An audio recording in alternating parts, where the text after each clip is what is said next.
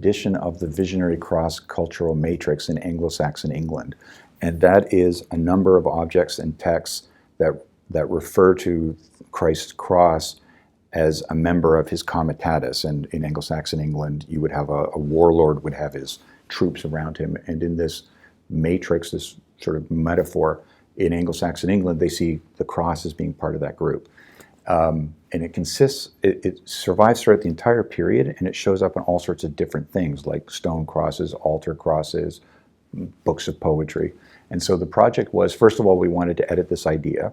Secondly, the objects themselves are actually in some cases very, very important. One of them has probably, or at least one of the two candidates for the earliest recorded poem in English. And they're also heterogeneous in terms of their form. So you've got, cross stone things, you've got brass things or gold things, you've got manuscript things. And so we wanted also to try using the technology. This would be about 10, 12 years ago. 3D was coming along. We thought we can edit objects now in 3D, so let's do that. But we also wanted to try, can you navigate from a 3D object to a 2D object? Can you go from high definition photography to XML transcription? So it was also an experiment in that. And then in the last couple of years, it's become an experiment in data publication. We're really interested in how do you get data out there. Our project is actually going quite slowly, and not actually because it's in any way technically challenging, it's because it's conceptually challenging. We find it actually hard to know what we're doing when we're editing this concept. And once you've got a 3D object, what is it you do when you edit it? Is it a reproduction? Is it, we know what text editing means, but I'm still not sure actually what 3D object editing means.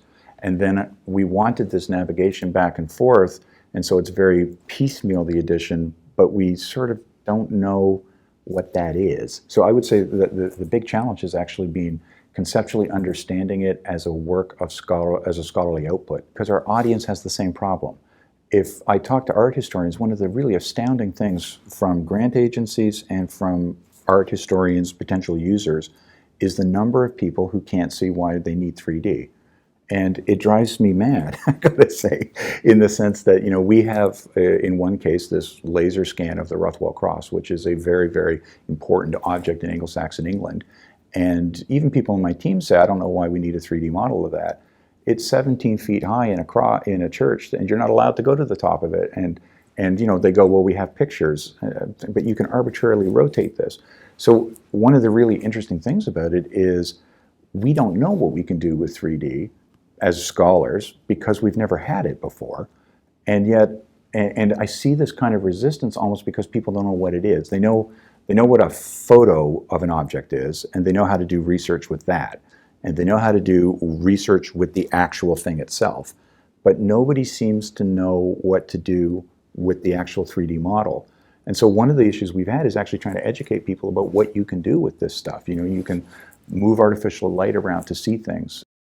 Because we have these scans, we can produce to the micromillimeter accurate physical reproductions of parts of the cross. And so you as a scholar could sit with the thing on your desk, and if you want to look at an icon, let's say, and work out something about it, even from an art historical perspective, you can hold it up to the light and turn it around.